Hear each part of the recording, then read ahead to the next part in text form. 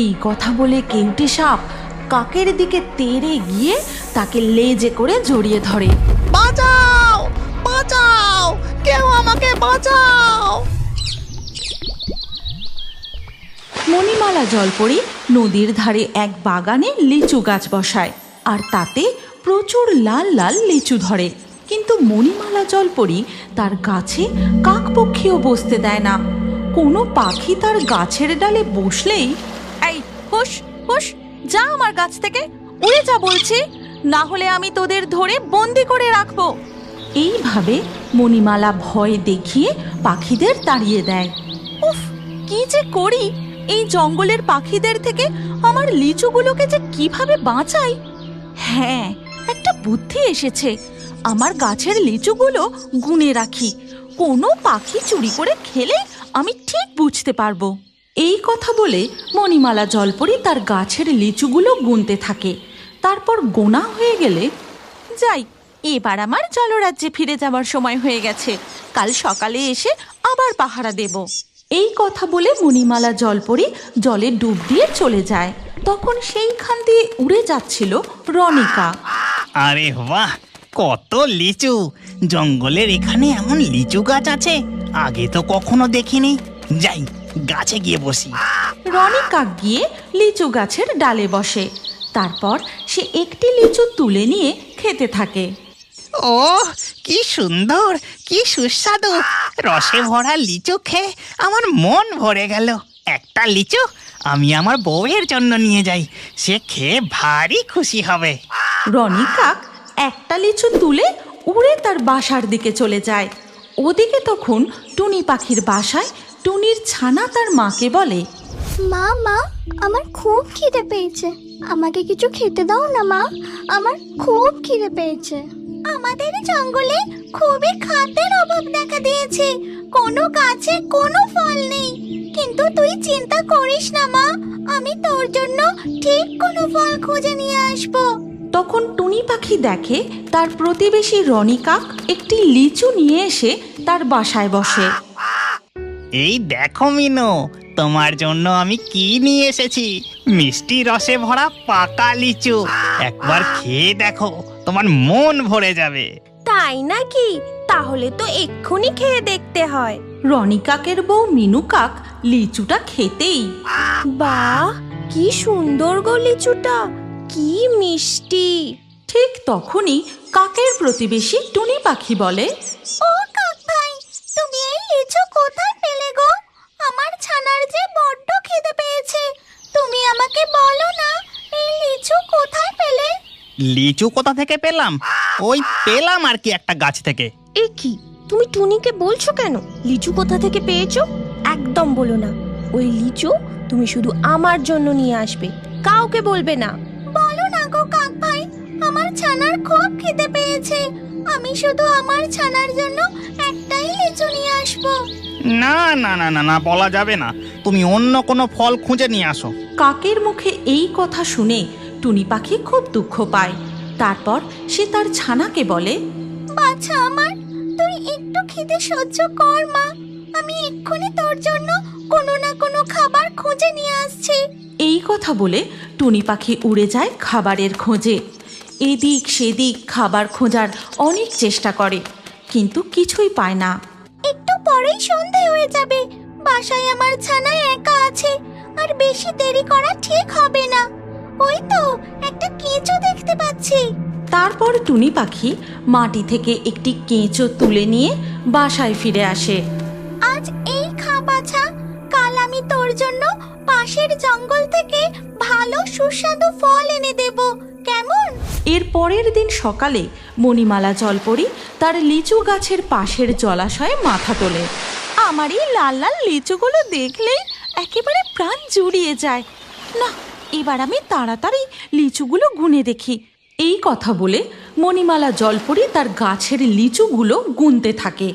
তারপর গুনা শেষ হতেই, এ কি, গাছে যে দেখছি দুটো লিচু কম, নিশ্চয়ই কোনো পাখি চুরি করে খেয়েছে। আমাকে লিচু পাহারার একটা ব্যবস্থা করতেই হবে। এই কথা বলে মণিমালা জলপরি জাদু করে তার গাছের ডালে একটা বিষধর সাপ ছেড়ে দেয়। কোনো পাখি আমার গাছ থেকে লিচু চুরি করতে এলেই আমার পাহারাদার বিষধর সাপ তাকে গিলে খাবে। ওদিকে তখন টুনি পাখি বাসায় তার ছানাকে বলে, বাছা, আজ আমি তোর জন্য ভালো কিছু খাবার আনবো, ঠিক আছে? এবার আমি আসছি। এই কথা বলে টুনি পাখি উড়ে যায়। তাই দেখে রনি কাকের বউ মিনু কাক বলে, কই গো, ওই টুনি পাখি তো ফলের খোঁজে পাশের জঙ্গলে উড়ে গেল। তুমি ওর পিছু পিছু গিয়ে দেখো ওই সুস্বাদু লিচু গাছের সন্ধান পেয়ে গেল কিনা। আর শোনো না, ফেরার সময় আমার জন্য আজ এক গোছা লিচু নিয়ে এসো, কেমন? ঠিক আছে, তাই নিয়ে আসবো। আমি এখন গিয়ে দেখি ওই টুনি লিচুর সন্ধান পেয়ে গেল কিনা। এই বলে রনি কাকও উড়ে যায়। তারপর সে ওই লিচু গাছের পাশের এক গাছে বসে। কই, টুনিকে তো লিচু গাছে দেখছি না। তার মানে ও এই লিচুর সন্ধান পায়নি। এই সুস্বাদু লিচু শুধু আমি আর আমার বউ খাবো। এই কথা বলে রনি কাক উড়ে লিচু গাছের ডালে বসে। সে দেখতেও পায় না যে গাছের ডালে বিষধর সাপ আছে। সে একটি লিচু তুলে নিয়ে খেতে শুরু করে। আহ, কি মিষ্টি লিচু! যেন মনে হয় সব সময় এই লিচুই খেয়ে যাই। এ কি, আমার গাছে যে একটা কাক বসে লিচু খাচ্ছে! এই হুশ হুশ, যা আমার গাছ থেকে, উড়ে যা বলছি। ও বাবা, এই যে দেখছি এক জল পড়ে। তুমি জলে থেকে আমাকে এই লিচু গাছ থেকে তাড়াতে পারবে না। তোমার এই লিচু খুব সুস্বাদু, আমি খাবো আর আমার বইয়ের জন্যও নিয়ে যাব। কাক, তোর এত বড় সাহস! আমার গাছের লিচু খাবে, আবার বউয়ের জন্যও নিয়ে যাবি? দাঁড়া, মজা দেখাচ্ছি। কালকে উঠে এক্ষুনি কাককে জব্দ করো। যথাজ্ঞা জলপরি, আমি ওই দুষ্টু কাককে এক্ষুনি জব্দ করছি। এই কথা বলে কেউটে সাপ কাকের দিকে তেড়ে গিয়ে তাকে লেজে করে জড়িয়ে ধরে। বাঁচাও, বাঁচাও, কেউ আমাকে বাঁচাও! তোকে কেউ বাঁচাতে আসবে না, আজ তুই লিচু চুরির শাস্তি পাবি। এবার আমি তোকে গিলে খাবো। ওই সময় সেই পথ ধরে বাড়ি ফিরছিল টুনি পাখি। কাকের চিৎকার শুনে সাথে সাথেই সে আর একটু দেরি না করে টুনি পাখি মুখ থেকে জাম ফেলে দিয়ে কেউটে সাপের মাথায় ঠোকর মারতে শুরু করে। তখনই কাক সাপের লেজ থেকে মুক্ত হতেই উড়ে যায়। তারপর টুনি পাখি সেখান থেকে দ্রুত উড়ে তার বাসায় ফিরে আসে। বাছা আমার, তুই আর একটু খিদে সহ্য কর। আজও যে আমি তোর জন্য ভালো কিছু ফল আনতে পারলাম না। তাতে কি হয়েছে টুনি পাখি? এই দেখো, আমি তোমার জন্য আর তোমার ছানার জন্য এক গোছা লিচু নিয়ে এসেছি। তোমরা দুজন মন ভরে খাও। এ কি, তুমি আমার জন্য আনা লিচু ওই টুনিকে কেন দিচ্ছ? খবরদার, লিচু টুনিকে দিও না। তখন রনি কাক আজকের সমস্ত ঘটনা মিনু কাককে খুলে বলে। আর সবটা শুনে মিনু কাক বলে, আমার ভুল হয়ে গেছে টুনি পাখি, তোমাকে এইভাবে বলা আমার একদম উচিত হয়নি। তুমি তোমার মুখের ফল ফেলে দিয়ে আমার স্বামীর জীবন বাঁচিয়েছো। আমায় ক্ষমা করে দাও টুনি পাখি। বিপদের সময় আমাদের একে অপরের পাশে থাকাই প্রধান কর্তব্য। আমি শুধু তাই করেছি মিনু কাক। এরপর থেকে টুনি পাখি ও তার প্রতিবেশী কাক একসাথে মিলেমিশে সুখে শান্তিতে থাকতে শুরু করে। তারপর সে তার হাত বাড়িয়ে গোখরো সাপকে ধরে বলে, তোর সময় শেষ। তুই মিনু কাকের ও অনেক নিরীহ পাখিদের অনেক ডিম খেয়েছিস। আজ তোকে আমি। মায়াপুরের গভীর জঙ্গলে একটি গাছের ডালে মিনু কাক তার বাসায় 3টি ডিম পেড়েছে। আজ আমি খুব খুশি, আমি তিনটি ডিম দিয়েছি। খুব তাড়াতাড়ি ডিম ফুটে আমার বাচ্চারা বেরিয়ে আসবে। এমন সময় গাছের নিচ থেকে একটি গোখরো সাপ মিনু কাককে বলে, কি মিনু কাক, দুদিন ধরে দেখছি তুমি যে তোমার বাসা ছেড়ে কোথাও যাচ্ছই না। বাসায় কি কোনো দামি অলংকার বা রত্ন চুরি করে নিয়ে এসেছো নাকি? না গোখরো সাপ, আমি বাসায় অলংকার চুরি করে নিয়ে আসিনি। আমি তো তিনটে। এই রে, গোখরো সাপকে আমার ডিমের কথা বললে চলবে না, না হলে ওই সাপ না জানি আবার কি করবে। না না গোখরো সাপ, আমার শরীরটা একটু খারাপ, তাই কদিন ধরে বিশ্রাম নিচ্ছি। এই মিনু কাক আমায় বোকা বানাচ্ছে। ও নিশ্চয়ই বাসায় ডিম পেড়েছে। আমার ভয়ে ও বাসা ছেড়ে কোথাও যাচ্ছে না। গোখরো সাপ মনে মনে এই কথা ভাবতে ভাবতে সে একটি ব্যাঙ শিকার করে তারপর মাটির ঢিবির মধ্যে ঢুকে যায়। এই সুযোগ, গোখরো সাপ তার বাসায় ঢুকে গেছে, আমি এবার তাড়াতাড়ি কিছু খাবার খুঁজে নিয়ে আসি। এই কথা বলে মিনু কাক খাবারের খোঁজে উড়ে যায়। এদিক সেদিক খাবার খুঁজতে খুঁজতে হঠাৎ সে নদীর পাড়ে এক আশ্চর্য ঘটনা দেখে। আমায় বাঁচাও, কেউ আমাকে বাঁচাও। মিনু কাক নদীর পাড়ে জলপরীর কন্যার কাছে যায়। তারপর বলে, কে তুমি? কি হয়েছে তোমার? তুমি এভাবে কাঁদছো কেন? আমি হলাম জলপরীর কন্যা। খেলতে খেলতে এখানে চলে এসেছিলাম, তারপর হঠাৎ এই ছিপের বড়শিতে আটকা পড়ি। আমি আমার মায়ের কাছে ফিরে যেতে চাই, আমাকে মুক্ত করো। আমার খুব কষ্ট হচ্ছে, খুব ব্যথা করছে। ঠিক আছে জলপরি কন্যা, তুমি চিন্তা করো না, আমি এক্ষুনি এই ছিপের সুতো কেটে দিচ্ছি। এই কথা বলে মিনু কাক তার ঠোঁট দিয়ে ছিপের সুতো কেটে দেয়। তোমায় অনেক অনেক ধন্যবাদ কাক, এখন আমি আসি। জলপরী কন্যা জলে ডুব দিয়ে চলে যায়। তারপর মিনু কাক গাছের নিচ থেকে খাবার কুড়িয়ে নিয়ে তার বাসার দিকে উড়ে যেতে থাকে। আজ অনেকটা দেরি হয়ে গেল, এতক্ষণ আমার ডিমগুলোকে একা রেখে আসা উচিত হয়নি। তাড়াতাড়ি বাসায় যাই। মিনু কাক বাসার কাছাকাছি যেতেই সে লক্ষ্য করে গোখরো সাপ আবার তার মাটির বাসার মধ্যে ঢুকছে। তারপর মিনু কাক তার বাসায় বসতেই দেখে সেখানে একটি ডিম উধাও। আমার একটি ডিম কোথায় গেল? আমার অনুপস্থিতিতে নিশ্চয়ই ওই গোখরো সাপ আমার বাসা থেকে একটি ডিম খেয়ে পালিয়েছে।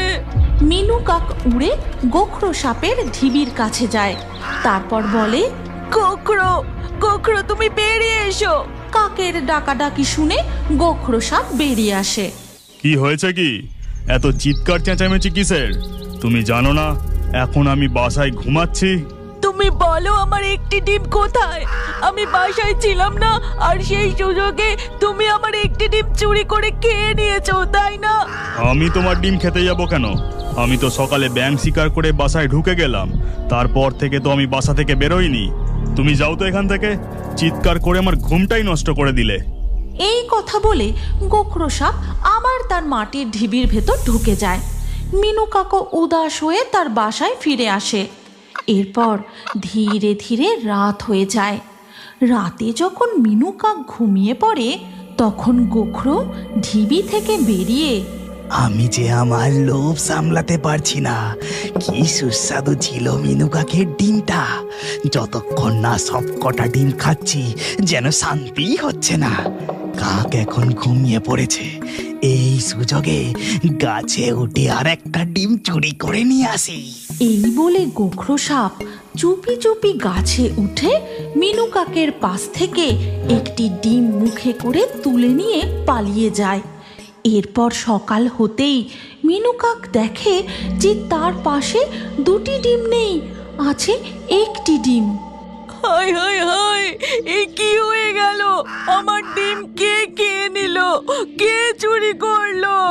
মিনু কাকের কান্না দেখে একটি টুনি পাখি উড়ে তার বাসার কাছে আসে। কাকের মুখে সমস্ত ঘটনা শুনে টুনি পাখি বলে, আমি নিশ্চিত ওই গোখরো সাপই তোমার দুটি ডিম খেয়েছে। ওই মিথ্যুক সাপ আমাকেও বোকা বানিয়ে আমার সব কটা ডিম খেয়ে নিয়েছিল। এখন আমি কি করি? ওই সাপের হাত থেকে আমার এই একটি মাত্র অবশিষ্ট ডিমকে কিভাবে বাঁচাই? ওই দুষ্ট সাপকে একজনই উচিত শিক্ষা দিতে পারবে। তুমি চলো আমার সাথে। টুনি পাখি ও মিনু কাক উড়ে সেই নদীর পাড়ে যায়। তারপর টুনি পাখি জলপরীকে ডাকতে থাকে, আর কিছুক্ষণের মধ্যেই জল থেকে মাথা তোলে দুটি জলপরী। জলপরি মণিমালা, মিনু কাকের খুব সাহায্যের প্রয়োজন। একটি দুষ্টু সাপ ওরও ডিম খেয়ে নিচ্ছে। তখন জলপরি কন্যা নিনি ওই কাককে চিনতে পারে এবং তার মাকে বলে, মা মা, সেই দিন ওই কাকটি আমাকে ছিপের দড়ি কেটে রক্ষা করেছিল। তুমি ওই কাককে সাহায্য করো মা।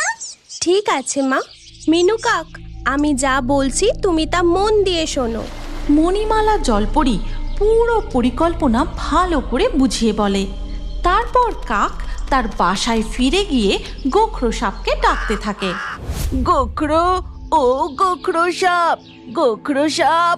গোখরো সাপ গর্ত থেকে বেরিয়ে আসতেই মিনু কাক বলে, আজ আমি এই বাসা ছেড়ে চলে যাচ্ছি। ওই নদীর পাড়ে অনেক কাকের বাসা আছে, সেখানে তারা অনেক ডিম পেড়েছে। সেখানেই আমার ডিম ফুটে বাচ্চা বেরোবে। তুমি আমার প্রতিবেশী, আমি চলে যাচ্ছি তাই তোমায় জানিয়ে গেলাম। এই কথা বলে কাক তার ডিম নিয়ে উড়ে চলে যায়। বোকা কাক, এবার আমিও সেখানে গিয়ে সব কটা কাকের ডিম খেয়ে পেট ভরাবো। গোখরো সাপও দ্রুত ওই নদীর পাড়ের দিকে যায়, আর সেখানে পৌঁছে দেখে একটাও কাকের বাসা নেই। ওই কাক আমাকে বোকা বানালো, আমি ওকে গিলে খেয়ে উচিত শিক্ষা দেব। ঠিক সেই সময় জল থেকে মাথা তোলে মণিমালা জলপরি। তারপর সে তার হাত বাড়িয়ে গোখরো সাপকে ধরে বলে, তোর সময় শেষ। তুই মিনু কাকের ও অনেক নিরীহ পাখিদের অনেক ডিম খেয়েছিস।